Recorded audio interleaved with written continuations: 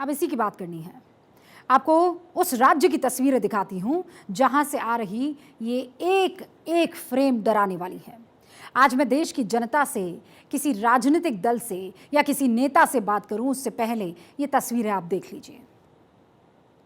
ये तस्वीरें मेरे हिंदुस्तान के एक सूबे की हैं। ये तस्वीरें पश्चिम बंगाल में हुए पंचायत चुनाव की हैं। इन तस्वीरों को देखकर मुझे गुस्सा आता है।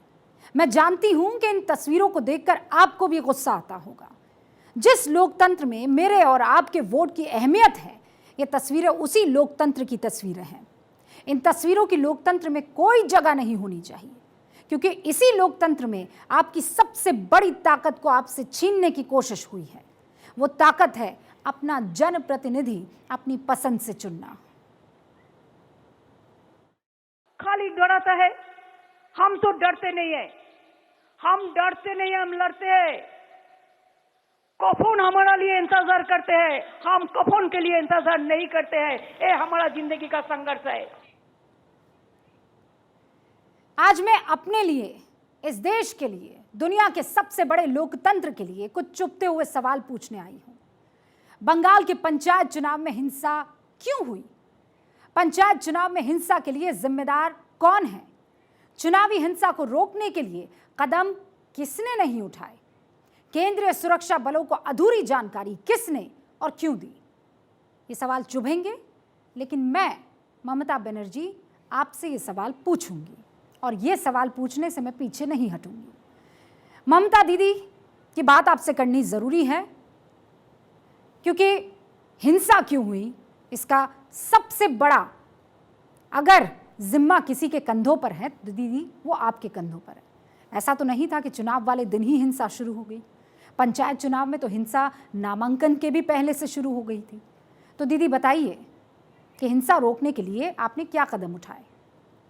आप बंगाल की मुख्यमंत्री हैं। मैं जानती हूं कि आप हिंसा के खिलाफ लड़कर, हिंसा के खिलाफ चुनकर यहां तक पहुंची हैं। आपने तो लेफ्ट के शासन में लाठियां खाई, आपने अपने सिर पर लाठियां झेली हैं, पेट्रोल बमों का आपने सामना किया है। दीदी, आपके साथ इतिहास में जो कुछ हुआ है हमने वो देखा है और हमें उससे सहानुभूति भी है, लेकिन मैं इतिहास की कसौटी पर वर्तमान को नहीं तौल सकती। आपको जवाब देना होगा कि आपके राज में लोकतंत्र के सबसे बुनियादी ढांचे के लिए हुए चुनाव में हिंसा कैसे हुई। मुझे ये कहने में जरा भी हिचकिचाहट नहीं कि आपकी सरकार ने हिंसा पर काबू पाया होता तो आज फिर से करीब 696 बूथ पर दोबारा पोलिंग नहीं करानी पड़ती। आप तो हमेशा केंद्र सरकार को आड़े हाथों लेती हैं, उन पर लोकतंत्र पर हमला करने का आरोप लगाती हैं। लोकतंत्र की हत्या की आपकी परिभाषा में बंगाल की हिंसा क्यों फिट नहीं बैठती है दीदी? इसी के लिए मनी पावर का साथ खेल रहा है, मसल पावर का साथ खेल रहा है, माफिया पावर के साथ खेल रहा है। लेकिन एक दिन न एक दिन तो आपको जाना ही पड़ेगा। कल जब आप नहीं रहेगा तो आपका लिए क्या रह जाएगा? कुछ नहीं रह जाएगा। लोकतंत्र को खत्म मत कीजिए, ऐसा नहीं होना चाहिए। सही बात है दीदी, ऐसा नहीं होना चाहिए। आपको चुनावी हिंसा में मारे गए लोगों के परिवारों को जवाब देना होगा। आपको उन 18 परिवारों को जवाब देना होगा जिनके घर के सदस्य इस चुनावी हिंसा की भेंट चढ़ गए। मुर्शिदाबाद समेत प्रदेश में 3 कांग्रेस कार्यकर्ताओं की हत्या हुई। पूर्वी बर्धमान में 3 सीपीएम कार्यकर्ताओं का कत्ल हुआ। कूच बिहार में बीजेपी पोलिंग एजेंट की हत्या हो गई। उत्तर 24 परगना में निर्दलीय उम्मीदवार के बूथ एजेंट का कत्ल हो गया। नादिया में आईएसएफ के कार्यकर्ता की हत्या हो जाती है।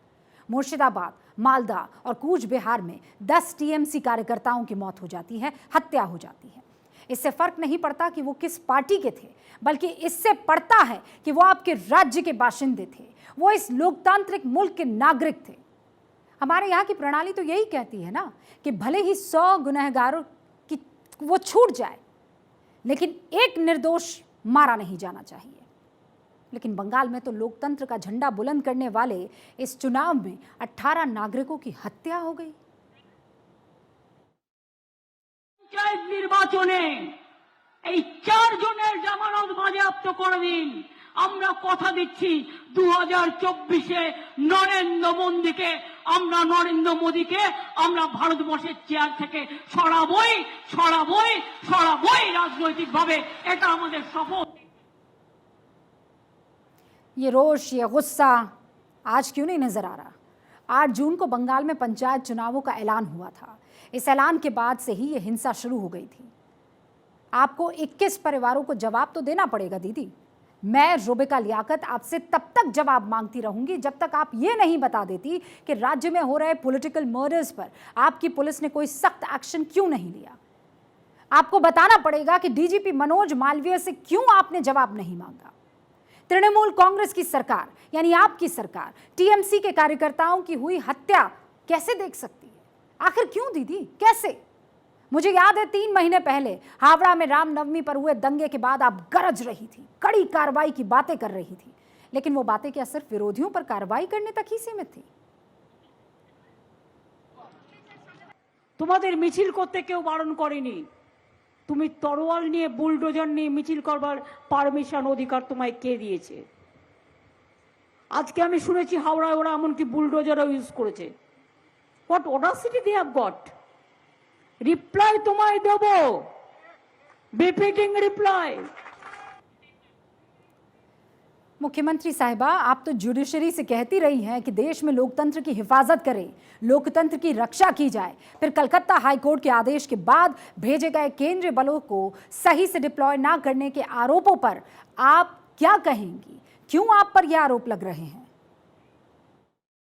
My all the judicial people, the judiciary, all the leaders and future leaders, that please see that federal structure should remain.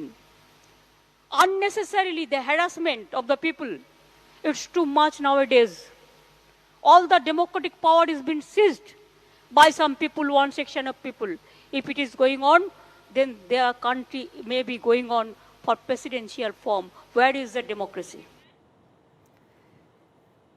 तो दीदी, आप हावड़ा में हुई हिंसा पर खूब बरस रही थी, बरसना भी चाहिए, लेकिन पंचायत चुनाव में हुई हिंसा में लॉ एंड ऑर्डर के फेलियर पर आप चुप क्यों हैं? कहां गई वो गर्जना? आप क्यों जवाब नहीं देती कि हिंसा रोकने में आपके राज्य की पुलिस फेल रही? आपको ये बताना नहीं होगा कि बीएसएफ और 21 राज्यों की आर्म्ड पुलिस फोर्स को क्यों पंचायत चुनावों के ज्यादातर पोलिंग बूथ से दूर रखा गया? क्योंकि बीएसएफ के डीजी इन सवालों के जवाब आपसे मांग रहे हैं। बीएसएफ और सेंट्रल आर्म्ड पुलिस फोर्सेस और स्टेट आर्म्ड फोर्सेस के जो ट्रुप्स आए थे, उनका डिप्लॉयमेंट पंचायत इलेक्शंस में किया गया था। और जहां जहां पे ये ट्रुप्स डिप्लॉयड हुए थे, वहां पे कोई कैजुअलिटी नहीं हुई है।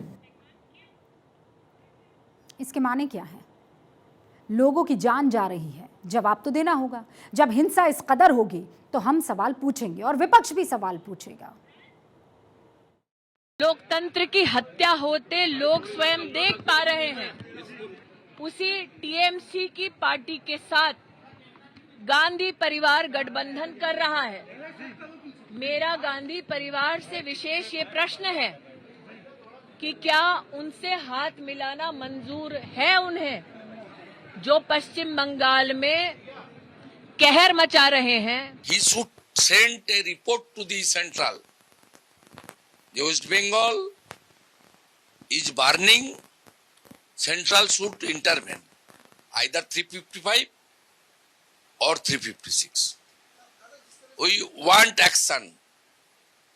The Bengal people want action from the custodian of the constitution. तो शुभेंदु अधिकारी तो राज्य चुनाव आयोग के खिलाफ हाईकोर्ट का दरवाजा खटखटाने जा रहे हैं।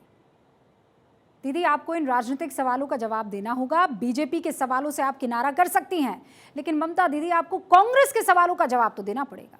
कांग्रेस भी बंगाल की हिंसा पर आपसे कुछ पूछ रही है। Violence I condemn because there should be a fair elections. Otherwise, there will be no democracy. Otherwise there will be no democracy.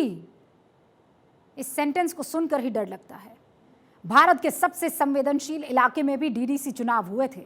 Pakistan से सटे कश्मीर में डीडीसी चुनावों में हिंसा नहीं हुई, वहां शांतिपूर्ण चुनाव संपन्न हुए। लेकिन बंगाल सुलग रहा है।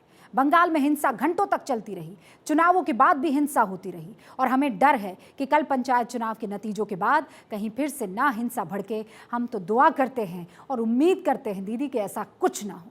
2021 में बंगाल विधानसभा चुनावों के बाद हिंसा में 29 लोगों की मौत हुई थी। 2019 के लोकसभा चुनावों के दौरान 12 कार्यकर्ताओं की हत्या हुई थी। 2011 में ममता बनर्जी के सीएम बनने के बाद बंगाल में 124 पॉलिटिकल मर्डर्स हुए। ये आंकड़े मैंने या मेरी टीम ने नहीं गढ़े हैं, ये आंकड़े एनसीआरबी के हैं, ये आंकड़े मानव अधिकार आयोग के हैं। इन आंकड़ों पर सवाल पूछने से कोई रोक सकता है क्या मुझे? मैं सवाल पूछूंगी और ममता दीदी आपको तो जवाब देना होगा। ये तस्वीरें आप लोग भी देख लीजिए। बैलेट बॉक्स लेकर दौड़ लगाई जा रही है। किसी भी पार्टी का कार्यकर्ता हो, ये किसी भी दल से जुड़ा हुआ है, लेकिन ये सवाल हर उस पॉलिटिकल पार्टी की नीयत पर है जो ईवीएम पर सवाल उठाती है।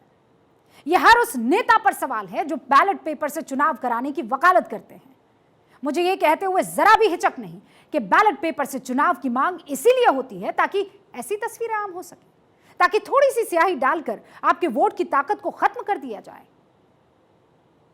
मैं वादा कर रही हूं, आपके वोट की ताकत, लोकतंत्र की ताकत के लिए ये आवाज नहीं रुकेगी, नहीं चुप होंगी मैं।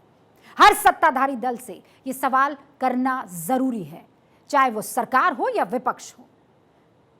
जो गलत करेगा वो सवाल सुनेगा और उसे जवाब देना होगा। आज बकायदा बंगाल के गवर्नर अमित शाह से, देश के गृह मंत्री से मुलाकात करने आए और हिंसा पर रिपोर्ट सौंपी है। पश्चिम बंगाल के रक्त चरित्र के बाद अब बात वीआईपी की करनी है।